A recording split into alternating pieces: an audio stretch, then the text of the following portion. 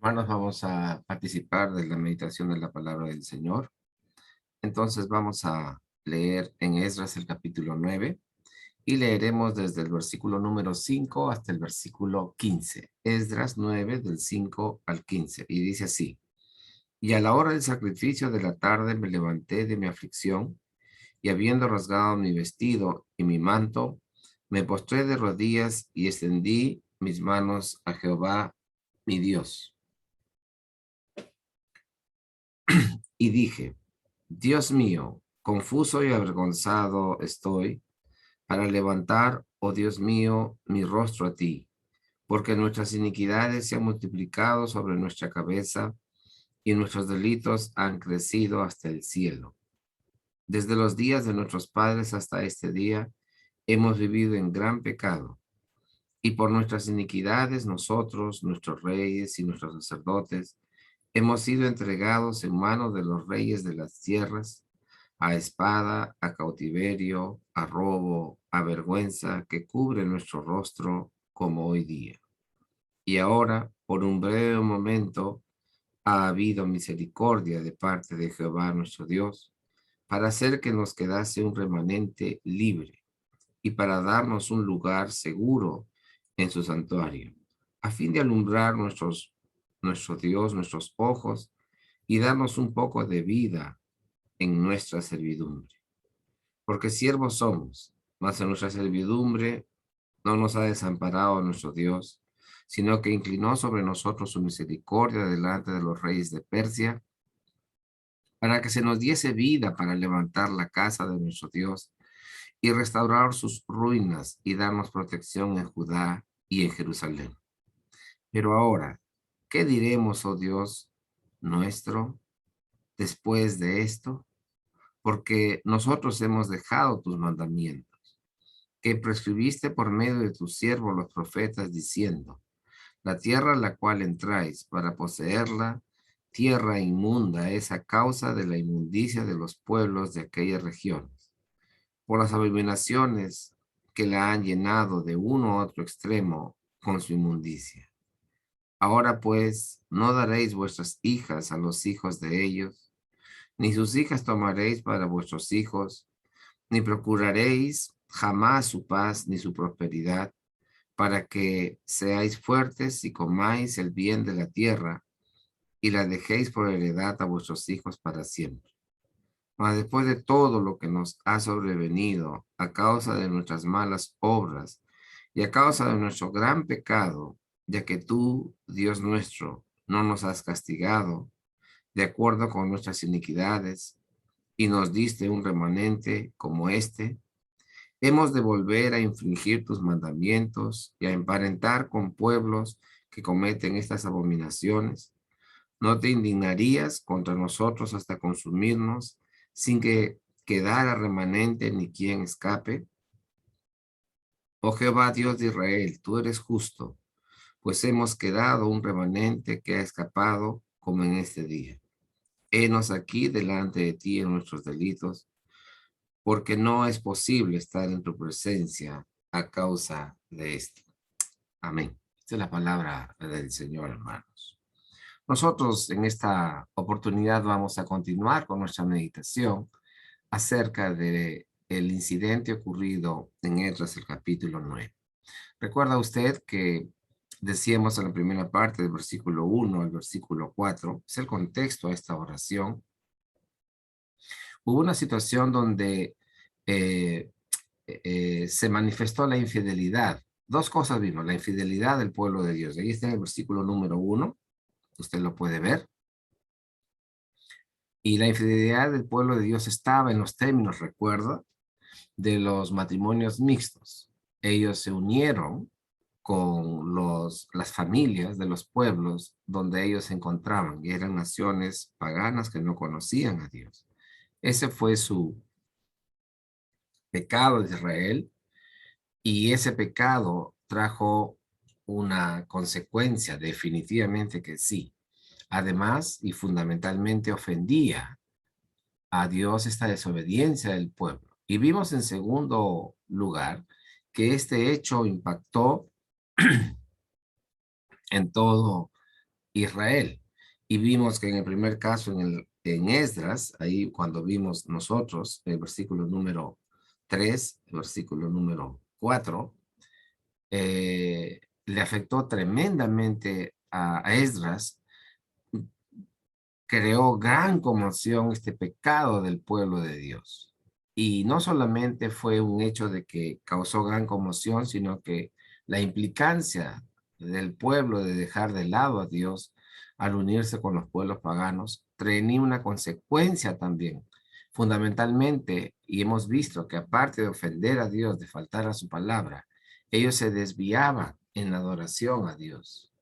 Y entonces ellos tenían una situación tan particular que una parte de este pueblo, ese remanente fiel, se unen a él, como dice el versículo número 4, y se identificaron con esa situación manifestada por Esdras, y ellos era un remanente del pueblo de Israel que esperaba solamente la gracia y la misericordia del Señor. Hay una conmoción total. Entonces, esta infidelidad del pueblo de Dios, que es denunciada por los príncipes en el versículo 1 y en el versículo número 2, justamente enfatiza que ellos son los primeros que han infringido esta ley del Señor. En el versículo número 2 y obviamente en lo que viene a continuación, era una infracción directa a la palabra, a la ley de Dios. Y quisiera una vez más que pudiésemos rápidamente leer el libro de Deuteronomio en el capítulo 7, los versículos 1 al 5. Deuteronomio capítulo 7, versículos 1 al 5. ¿Y qué cosa dice?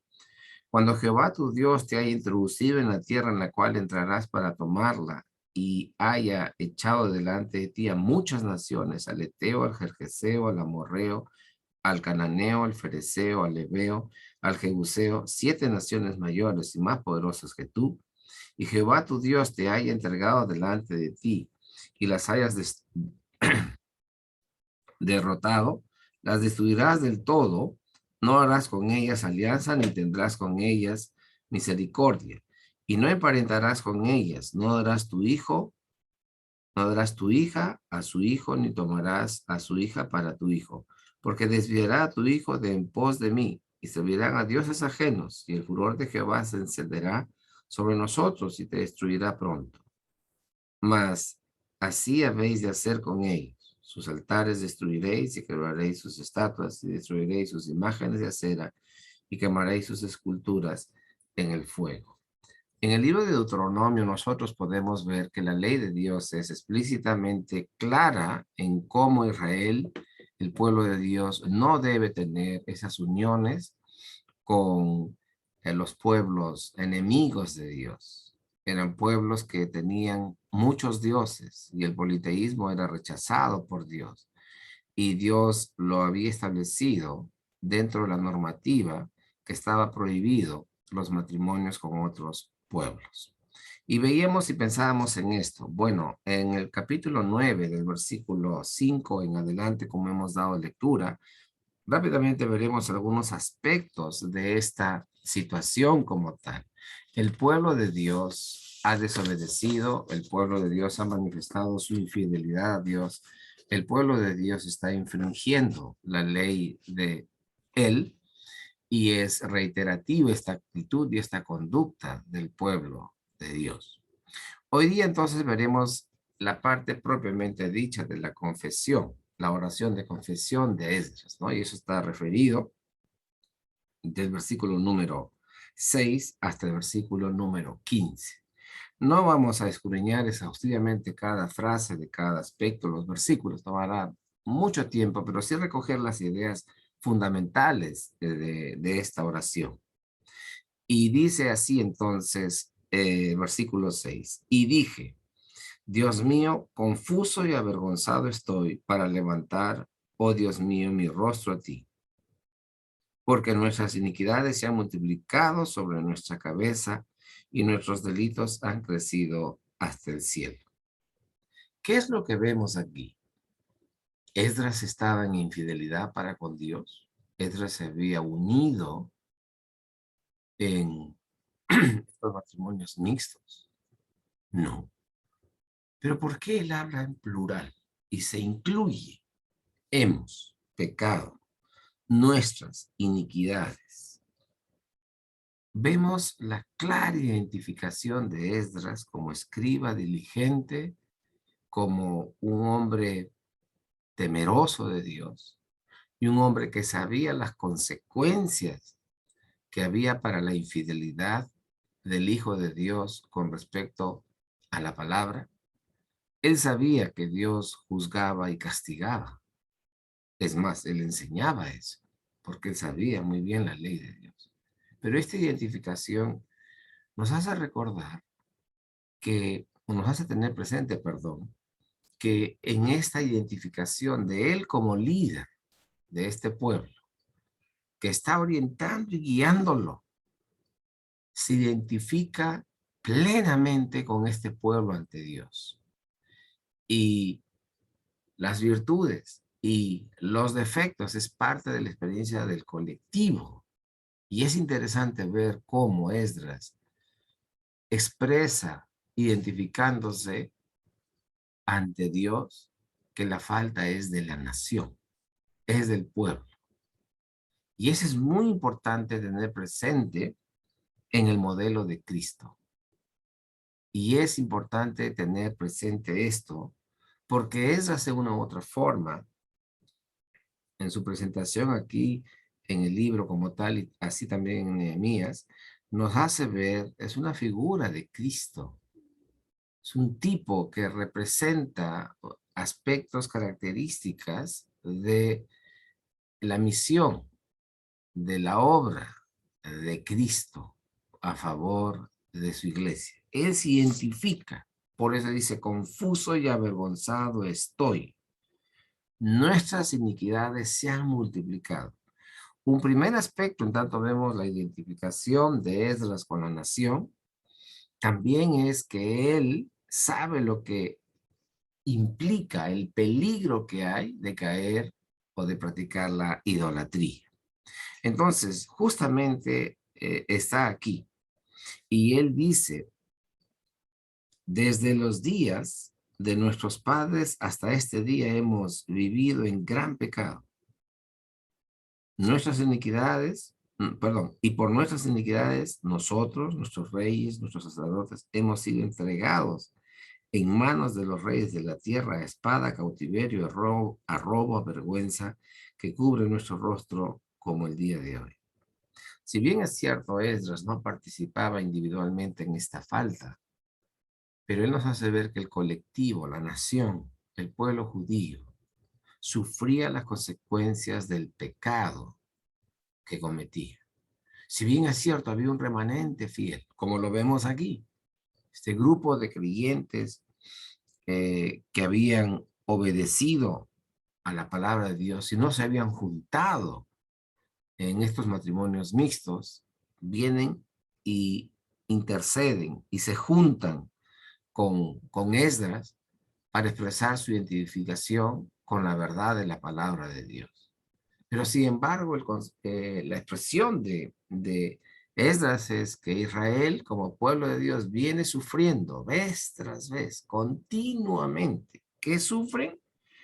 Cautiverios, robos, muerte a espada, vergüenza, porque la conducta del pueblo de Dios como colectivo ha sido desobediente ante Dios. Y viene la sabiduría popular que nos dice justos pagan por pecadores.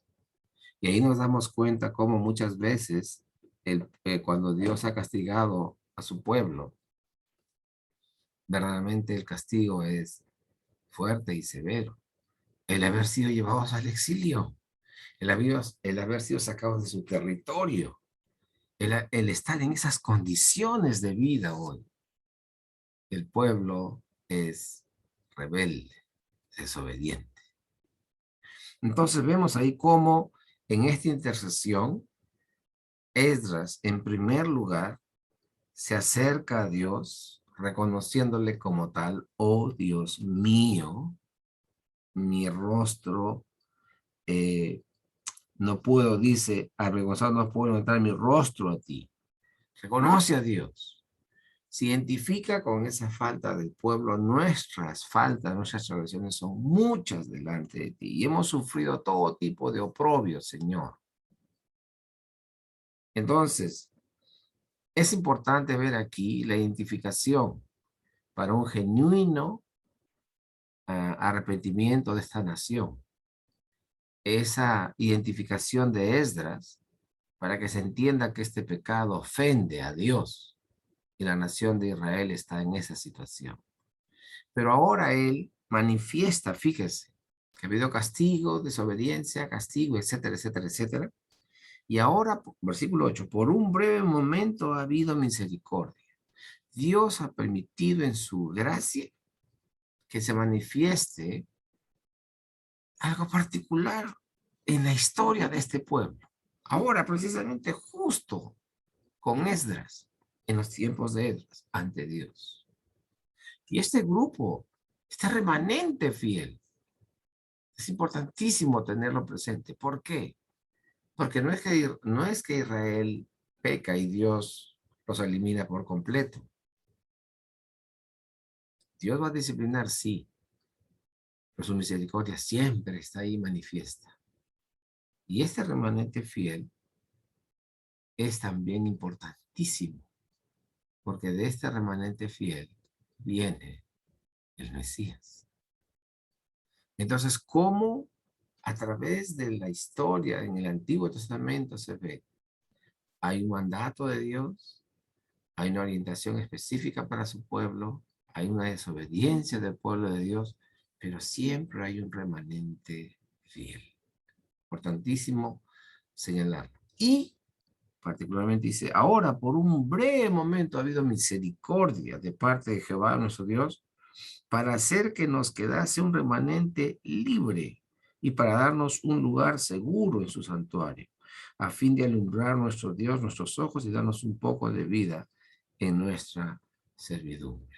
Así es la misericordia del Señor. A veces estamos en aflicción, ¿o no? Sí. A veces tenemos pruebas muy duras y muy difíciles, sí. Y el Señor tiene momentos de refrigerio para nuestra vida, nos conforta.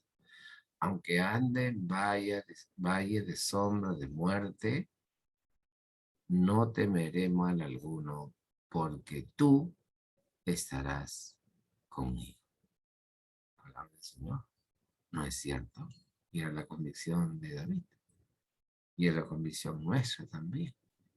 El Señor está con nosotros. Y aquí en particular, para mostrar una vez más cómo Dios se manifiesta a favor de su pueblo en esta particular situación en la cual ellos se encuentran. Porque mire lo que dice el versículo 9.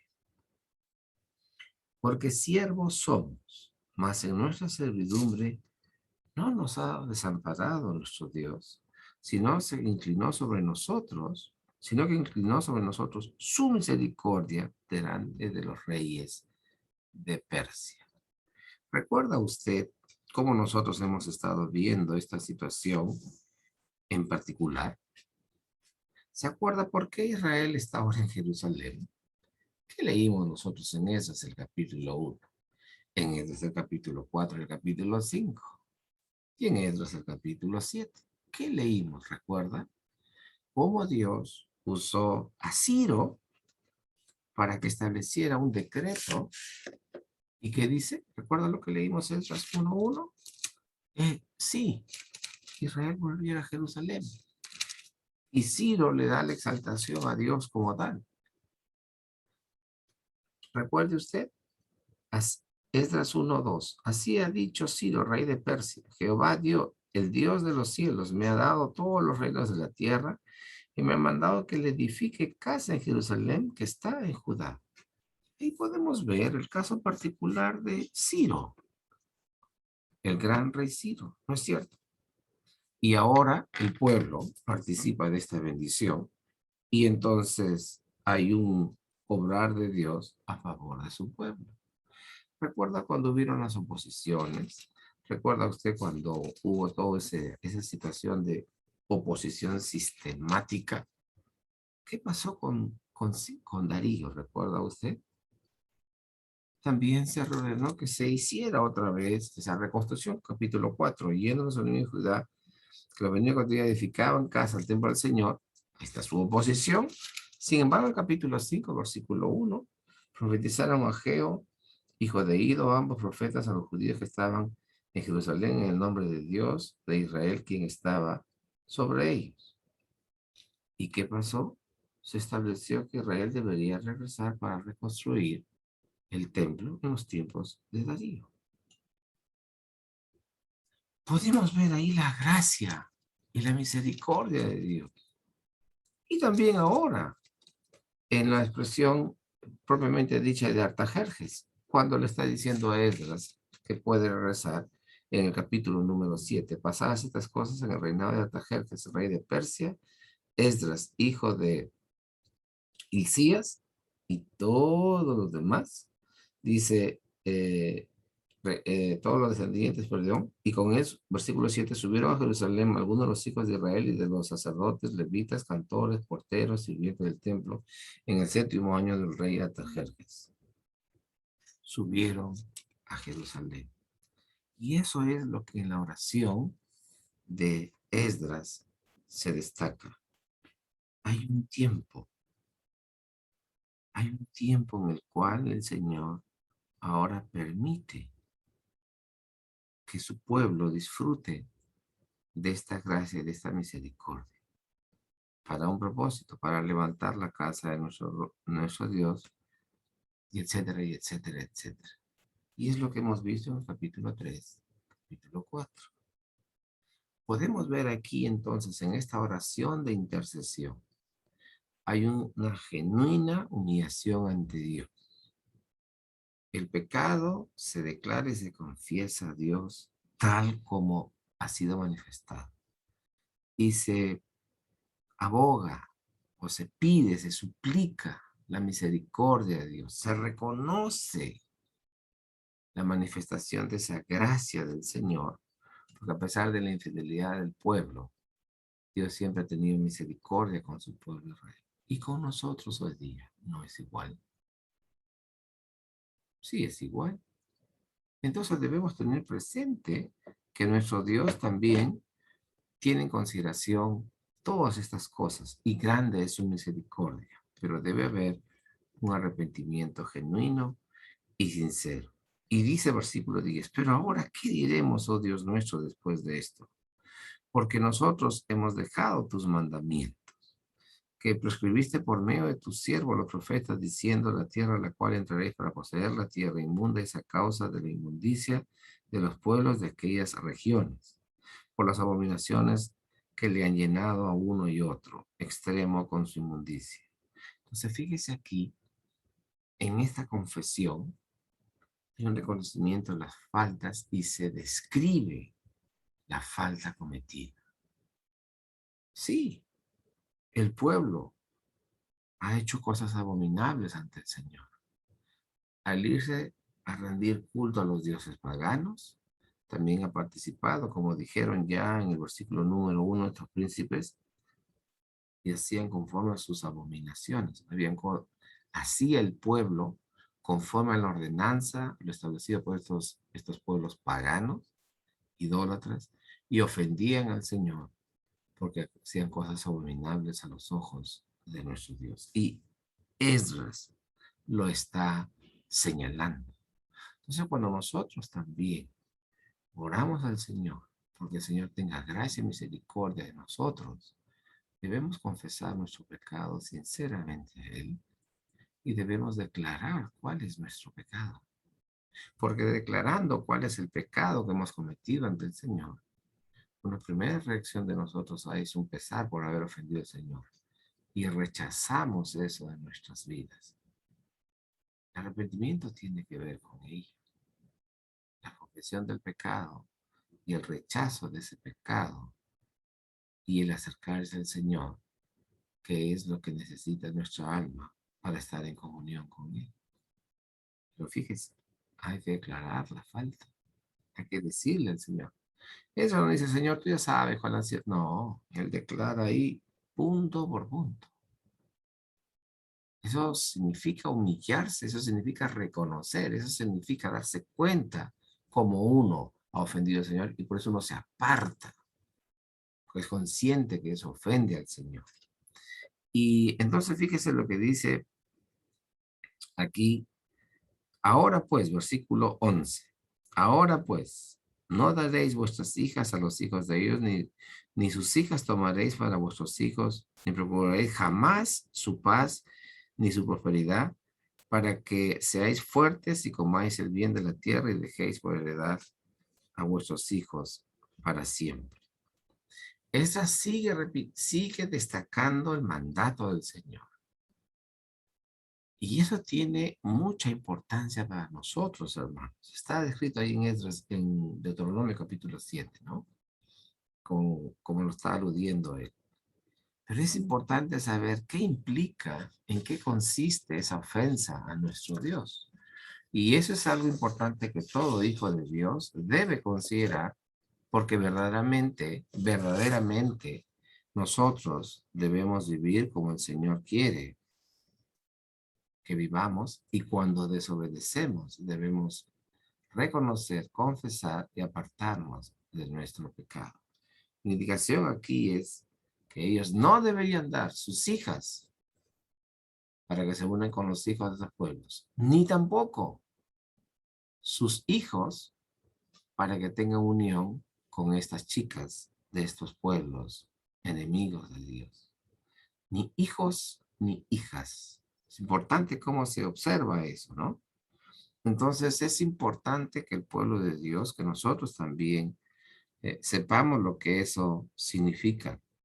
Y entonces se confiesa, se declara el pecado, uno siente rechazo por lo que ha hecho, confiesa al Señor, pide su misericordia, pero es consciente de la demanda de lo que el Señor tiene para nosotros. Y es importante notar aquí, mire el versículo número 14. Hemos de volver a infringir tus mandamientos y a emparentar con pueblos que cometen estas abominaciones. No te indignarías contra nosotros hasta consumirnos sin que quedara remanente ni quien escape. Oh Jehová, Dios de Israel, tú eres justo, puesto que hemos quedado un remanente que ha escapado, como en este día. He aquí delante de ti, henos aquí delante de ti en nuestros delitos, porque no es posible estar en tu presencia a causa de ellos. Solo la misericordia de Dios, fíjese aquí lo que vemos en el versículo, la confesión del pecado, y esto lo proyectamos al sacrificio de nuestro Señor Jesucristo, en esa gracia de Dios, es que Dios puede y perdona todas nuestras maldades. El Señor Jesucristo vino para eso, para dar su vida en sacrificio por su pueblo. Y llamarás su nombre Jesús, porque Él salvará a su pueblo de sus pecados. Entonces, es posible, solo por la misericordia de Dios, la confesión de ese pecado, el sacrificio de Cristo y la gracia de Dios, que sea posible el perdón de todo esto, esta maldad espiritual, y que Dios sea restaurando a las personas como tal. ¿Cómo vivimos nosotros como hijos ante Dios? ¿Qué aspecto de nuestra fe se manifiesta, hermanos, en cada uno de nosotros? Y debemos confesar nuestros pecados ante el Señor, cualquiera sean estos. Y es por eso que nosotros siempre, en el servicio de oración, porque así lo ha establecido el Señor, debemos tener esta confesión de pecados, porque es una necesidad espiritual de estar a cuenta con el Señor siempre. Vamos a orar. Dios bendito, Padre nuestro, te damos gracias por este momento que tú nos has dado para pensar, Señor, en la oración, en la confesión de nuestros pecados, el reconocer nuestra maldad, el reconocer nuestra debilidad, Señor, el reconocer que estamos en falta delante de ti y debemos, Señor, confesar nuestros pecados. Tú eres fiel y justo, Señor, para perdonarnos y librarnos, Señor, de toda maldad. Oh Dios eterno, que podamos aprender a caminar contigo en esta vida nueva que tú nos has dado en Cristo Jesús y participemos de ese perdón, de esa gracia y esa vida abundante en ti. Tu pueblo, Señor, sufría muchos años, y como dice tu siervo Esdras, robos, engaños, cautiverio, muerte, por su desobediencia, Señor. Son lecciones que tú nos das en tu palabra para que nosotros seamos conscientes que tú detestas y rechazas la idolatría. Y nosotros debemos ser conscientes de la necesidad de estar a cuenta contigo. Perdónanos, oh Señor, nuestras faltas, nuestros pecados. Te damos gracias porque tú siempre eres propicio a nosotros en Cristo Jesús. Oramos porque tú seas restaurándonos, ayudándonos a vivir esta vida nueva en Cristo, en comunión contigo. En Cristo Jesús oramos así. Amén. Amén. Gracias, Señor.